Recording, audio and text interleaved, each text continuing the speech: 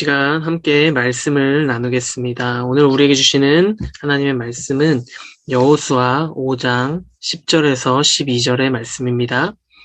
여호수아 5장 10절에서 12절의 말씀을 제가 여러분들께 봉독해 드리겠습니다.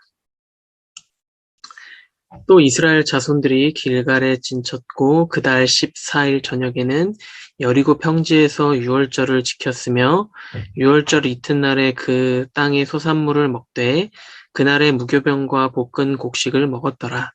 또 그 땅의 소산물을 먹은 다음 날에 만나가 그쳤으니 이스라엘 사람들이 다시는 만나를 얻지 못하였고 그 해에 가나안 땅의 소출을 먹었더라. 아멘. 주님의 이름으로 무난 인사를 드립니다. 한 주간도 평안하셨습니까? 오늘 이렇게 오랜만에 다시 영상으로 말씀을 전하게 되었습니다. 이제 요즘 시국이 또 너무나 또 혼란한 상황이죠. 좀처럼 끝날 기미가 보이지 않는 이러한 코로나의 상황, 그리고 또 우크라이나와 또 러시아의 또 그러한 전쟁 등 참 우리가 바라는 그러한 평화와는 너무나도 거리가 먼 그러한 일들이 계속해서 이어지고 있습니다. 이러한 상황 가운데 우리가 할 수 있는 것이 참 많이 없다, 별로 없다라는 그러한 사실에 어떻게 보면 또 좌절되기도 하는데요. 우리 믿음의 사람들에는 그럼에도 불구하고 또 다른 세상의 사람들이 할 수 없는 그러한 것이 있습니다. 그것은 바로 무엇이죠? 네, 기도입니다. 우리가 계속해서 여호수아의 말씀을 나누고 있는데 이 가나안 정복 전쟁에서 가장 중요한 승리 방법 역시 바로 하나님의 도우심입니다. 그리고 그 하나님을 도우심을 구하는 데 필요한 것이 무엇이죠? 네, 아까 말씀드렸던 기도입니다. 우리가 오늘날 처한 상황도 그 당시와 크게 다르지 않은 것 같습니다. 코로나라는 질병과의 전쟁, 그리고 또 러시아, 우크라이나 침공과 같은 그러한 물리적인 전쟁도 모두 다 하나님께 속한 것입니다. 우리의 힘으로는 할 수 없지만 주님이 하시면 된다라는 그러한 믿음을 가지고 오늘 함께 또 기도하시며 우리에게 주시는 말씀을 통해 은혜를 누리며 깨닫는 또 귀한 결단의 시간이 있기를 축복합니다. 오늘 우리에게 주시는 말씀의 제목은 만나가 그치다입니다. 지난주 말씀을 함께 나누면서 우리는 요단강을 건넌 이스라엘이 하나님의 명령을 따라 적진을 앞에 두고 할례를 행하여 그곳에서 하나님을 전적으로 신뢰하는 모습을 보임으로 인해 하나님께서 애굽의 수치를 떠나가도록 하신 것을 볼 수가 있었습니다. 오늘 본문에서는 이스라엘 자손들이 할례를 행한 이스라엘이 곧바로 전쟁터로 나가는 것이 아니라 유월절을 지키는 것을 볼 수가 있게 됩니다. 그렇다면 왜 이스라엘은 할례를 행하여 정결 의식을 치른 뒤에 또다시 이 유월절이라는 절기를 지키며 전쟁을 앞에 두고 이러한 위험한 행동을 하였던 것일까요? 오늘 말씀을 통해서 왜 이스라엘이 그러한 행동을 하였는지를 함께 깨닫는 귀한 시간이 되기를 소망합니다. 먼저 오늘 본문 10절의 말씀입니다. 또 이스라엘 자손들이 길갈에 진쳤고 그달 14일 저녁에는 여리고 평지에서 유월절을 지켰으며 계속해서 이스라엘 백성들은 길갈에 머물러 진을 치고 있는 가운데에 그달 14일 저녁에 여리고 평지에 유월절을 지켰다라는 그러한 말을 우리가 볼 수가 있습니다. 여기서 그 달이라는 것은 그 달 우리가 알 수가 없습니다. 지금 당장은. 그리고 14일째라는 말이 되겠죠. 그날은 유월절을 지키는 날로 이렇게 들여지게 되었습니다. 그럼 우리는 여기서 그 달이 언젠지를 알아야 되겠죠. 먼저 출애굽기 12장을 보면은 하나님께서 이제 모세에게 유월절을 언제 지켜야 하는지에 대해서 말씀하시는 것을 볼 수가 있는데 특별히 12장 6절을 보게 되면 이 달 열 나흔 날까지 간직하였다가 해 질 때에 이스라엘 회중이 그 양을 잡고 오라고 말하는 것을 볼 수가 있습니다. 그럼 이 14일에 대한 거는 해결이 되었죠. 그런데 도대체 이 성경에 나오는 그 달, 도대체 어떠한 달인가에 대한 의문은 아직 남아있다는 것이죠. 출애굽기 23장 15절과 34장 18절 그리고 신명기 16장 1절을 이 세 군데를 보게 되면은 이제 아비벌이라는 그런 단어가 나옵니다. 여기서 나오는 이 아비벌이 바로 이 유월절을 지키는 달이라는 것을 알 수가 있는데 이 아비벌은 유대력으로는 새해 즉 1월이 되고 우리가 사용하는 이 월력, 달력으로는 3월에 해당됩니다. 그리고 또 다른 이름으로는 에스더 3장 7절에 나오는 니산월이라는 명칭으로 사용되기도 합니다. 그리고 여기서 또 한 가지 우리가 알아야 될 것. 이들이 유월절을 지키는 순간은 해가 뜨는 아침이 아니라 해가 지는 저녁 때부터였다는 것이죠. 히브리 사람들에게 있어서 하루의 시작은 해가 지는 저녁 때였다는 것입니다. 따라서 그들이 절기를 지키기 시작했던 순간이 바로 해지는 저녁 때부터라는 사실을 우리가 알 수가 있는 것인데, 그들이 그 유월절을 지키고 있었던 장소 또한 굉장히 위험한 곳이었죠. 바로 여리고성을 앞에 둔 여리고 평지였습니다. 그렇다면 왜 이스라엘은 이토록 위험한 행위를 적들이 가까이 있는 곳에서, 그것도 기습을 당하기 쉬운 이 저녁에 지켜야만 했던 것일까요? 우리는 여기서 다시 한번 유월절의 의미와 가나안 정복 전쟁의 성격에 대해서 생각해 볼 수가 있게 됩니다. 유월절은 우리나라의 설날과도 비슷한 절기로 생각해 볼 수가 있지만, 그들에게 있어서만큼은 그보다 훨씬 더 크고 중요한 의미를 지니는 날이 됩니다. 왜냐하면 유월절은 애굽에서의 그 노예 생활에서 해방되었다라는 사실을 기념하는 날이었고, 또 영적인 측면에 있어서는 어린 양의 피를 문설주에 발라 죽음의 위험에서부터 벗어나 구원받은 백성이 되었다라는 사실을 공포하는 날이었기 때문입니다. 따라서 이스라엘 백성들은 계속해서 그날의 감격을 기념하며 그 절기를 지켰던 것이죠.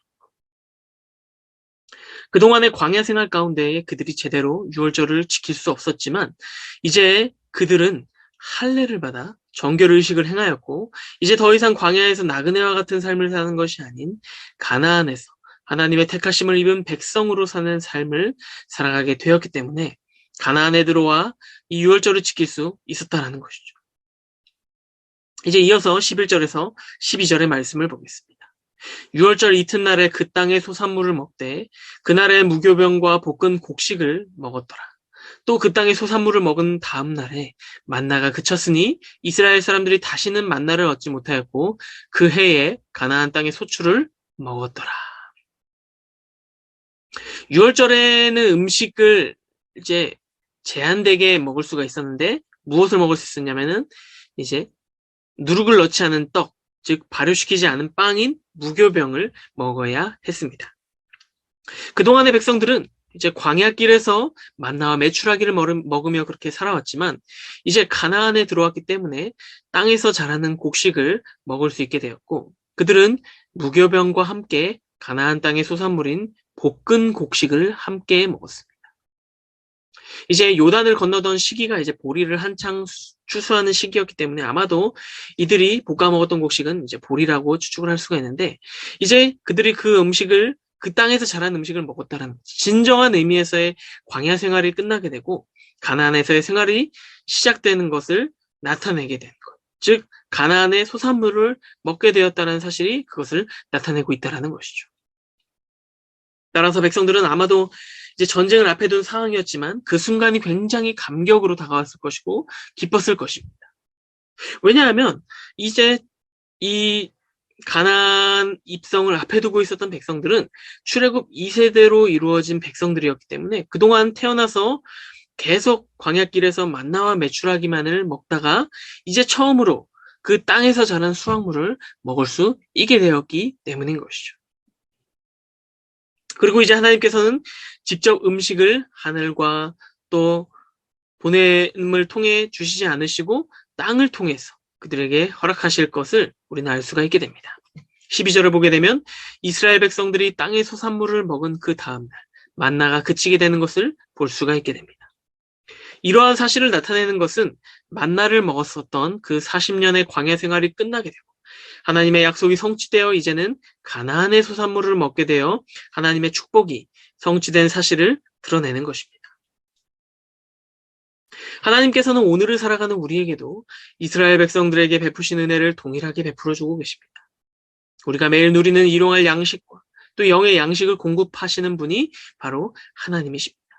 그리고 무엇보다 우리를 죄에서 구원하시기 위해 이 땅에 오신 그리스도를 통해 바로 생명의 양식을 허락하셨습니다. 바라기는 오늘 함께 말씀을 나누고 있는 이 청년들에게 이러한 놀라운 은혜를 기억하며 감사하며 살아갈 수 있는 믿음이 있기를 소망합니다. 말씀을 맺도록 하겠습니다. 오늘 함께 나눈 말씀을 통해서 우리는 가나안에 들어서 이스라엘을 향한 만나가 그치게 된 것, 그것이 바로 은혜요, 축복임을 깨닫게 되었습니다. 그리고 우리도 이스라엘 백성들이 누렸던 그 은혜를 누리기 위해서 먼저 우리의 신앙생활과 정결함이 회복되어야 한다라는 사실을 깨닫게 되었습니다.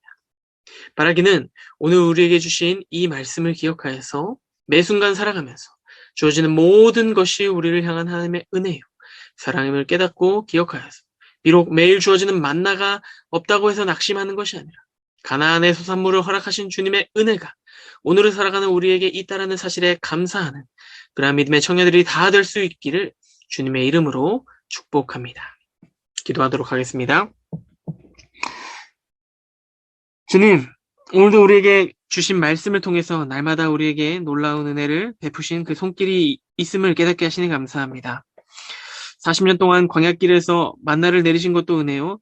또 가나안의 소출을 얻을 수 있을 때에는 이제 만나를 그치게 하신 것도 은혜인 줄로 믿사오니 이제는 그 은혜가 끝을 알 수 없는 주님의 사랑이었음을 깨닫게 하여 주시옵소서.